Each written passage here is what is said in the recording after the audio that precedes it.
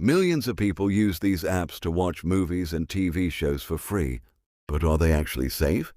Today we're going inside 8 popular piracy apps to find out what they do behind the scenes, what permissions they request, what they connect to, and the risks you might not see. Actually safe? Let's start with number 8. This video is purely educational. We're analyzing these apps from a technical, privacy, and security perspective. We're not recommending them or asking you to buy anything from them. Kineflex, a mobile-focused streaming app. This streaming app designed for modern mobile users. Behind the scene, it's used CineTV Backend for Play movies. Let's check permissions. Based on our testing, Kineflex doesn't request additional sensitive permissions from the phone. That means the app isn't asking for access to things like your camera, location, contacts, or microphone. Next comes the interesting part, the network. Based on our testing, Kineflex relies on an internet connection to communicate with its back-end rather than keeping the main content library directly on the phone. For most 720p playback, the network demand appears relatively manageable compared with higher resolution streaming. But your actual data usage will depend on bitrate, playback time, and network conditions. So far, there aren't obvious permission-related red flags from our test. That means this app is completely safe. Moving on to number 7. NetMirror. This app is first copy of Netflix and developer did good job for UI. First, let's check the permissions. Based on our testing, there is no any permission need for use this app. Remember, permissions alone don't tell us whether an app is safe. Now let's look at the network side. Our testing shows that NetMirror uses Cloudflare in front of its API or backend infrastructure. Cloudflare itself isn't a red flag. It's a widely used infrastructure and security service that can provide things like traffic protection, caching, and routing. Here's where NetMirror starts to lose points. When the app opens, we're presented with an HTML-based page that requires us to wait for an advertisement before continuing. In our testing, that wait was more than 20 seconds. And the experience was noticeably laggy during full app. And this app have 3 types of detections. So, until those detections can be independently verified and explained, I wouldn't recommend installing it on a primary personal device. Now we're at number 6, CineTV. CineTV looks like a fairly normal streaming application. It has a polished interface, different streaming options, advertisements, and even a VIP subscription system. Let's start with permissions. When I opened the app, CineTV requested permission to make and manage phone calls. But here's the interesting part. On the device I tested, these permissions were actually granted. The system showed all permissions: camera, contacts, microphone, notifications, phone. So there's an important distinction here. An app can request a permission without actually having that permission. That's why we need to look at both the permission prompt and what the application declares. Next, let's look at the network side. During testing, I observed the app communicating with back-end infrastructure through a CloudFront-hosted endpoint, along with another back-end hostname used for movie-related requests. Using a CDN such as CloudFront isn't suspicious by itself. Large applications use CDNs all the time. How does it make money? CineTV also uses 2 different monetization approaches. There's advertising throughout the application, and there's a VIP subscription model. Now comes the part I would pay the most attention to. I ran the application through VirusTotal. One detection is associated with an ad library, while another is a heuristic Trojan downloader detection. So, what's the final verdict? CineTV may have a polished interface and working streaming infrastructure, but that's not enough for me to call it safe. We're saying there are enough warning signs that I would not install it on a primary personal phone or give it sensitive permissions without further independent verification. Let's move on to number 5, CloudStream. This one is quite different from the apps we've looked at so far. This is CloudStream, an open-source extension-based media center. And here's the important part. The app itself doesn't provide video sources by default. Its functionality comes through extensions, no unnecessary sensitive permission. So, move to next. This app is fully free and work all function in for locality. And enjoy offline viewing, seamless casting to your TV, and built-in subtitle support, all in one app. So what's the verdict? Compared with some of the other apps we've examined, CloudStream is a very different story. The base project is open source, ad-free, and says it doesn't use tracking or analytics. So I wouldn't simply label CloudStream itself as a piracy app. Now we're at number 4, Stremio. And this one is different from the apps we've looked at so far. Stremio is an open-source media platform with an add-on system. The base application is designed to organize and play media, while add-ons provide additional content and functionality. And that add-on system is exactly what makes Stremio interesting from a security and privacy perspective. The important thing isn't just the number of permissions, it's whether each permission makes sense for what the app is supposed to do. And it asks for notification only. Now let's get into the architecture. Stremio is built around add-ons.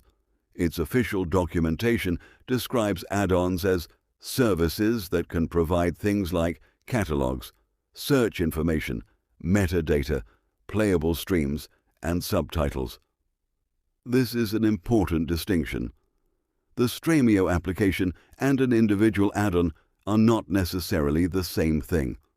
So, when we're investigating security, we shouldn't judge the entire ecosystem based only on the main app. The privacy policy also describes the use of third-party service providers for things such as analytics and error monitoring. So the privacy picture is more nuanced than simply saying Stremio doesn't track anything. Is Stremio itself a piracy app? Not exactly, but we're not recommending unauthorized add-ons or copyrighted content. So, what's our final verdict? Stremio is one of the more technically interesting applications we've looked at. I wouldn't call Stremio itself a piracy app. And remember, we're not telling you to buy or use anything from these apps. Number 3 is MoviesBox, a movie and TV app, but we're not judging it by the interface.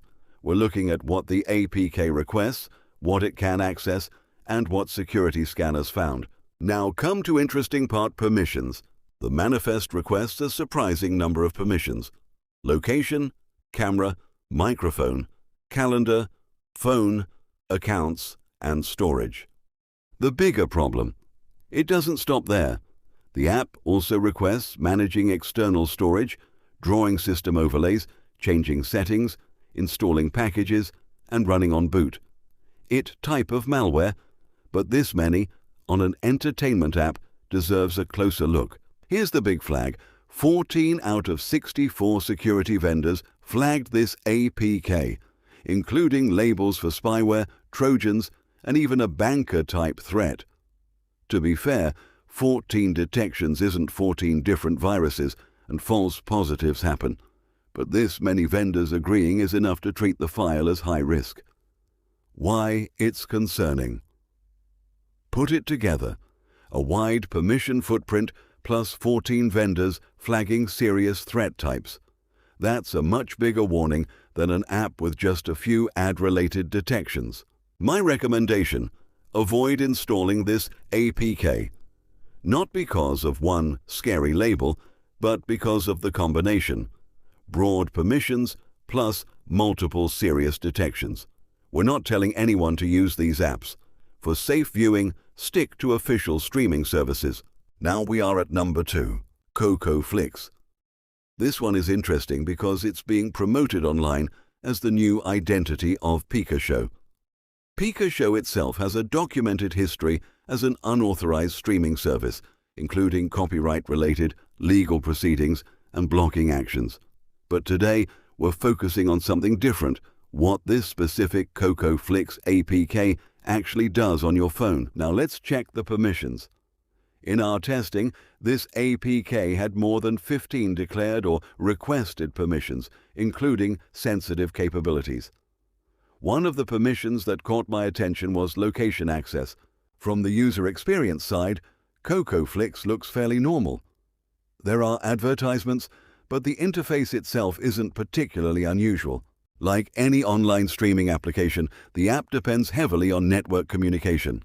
The biggest concern here isn't simply the advertisements.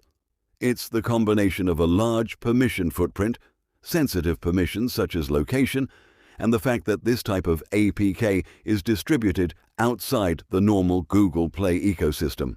There's also some important history behind the PikaShow name. Indian government and court documents have described PikaShow in connection with unauthorized streaming of copyrighted content and blocking measures. So we're not presenting this as a recommendation for accessing copyrighted material. This video is about understanding the technology and the risks, so what's our verdict? CoCoFlix gets a point for having a simple and usable interface, and our tested version includes movies, shows, and live TV. But the larger permission footprint and sensitive permissions are enough for me to recommend caution. And because there are multiple apps and websites using the CoCoFlix name, the exact APK you're dealing with matters enormously. So my verdict is high caution. Now we're at number 1, and honestly, this app surprised me. This is Netflex.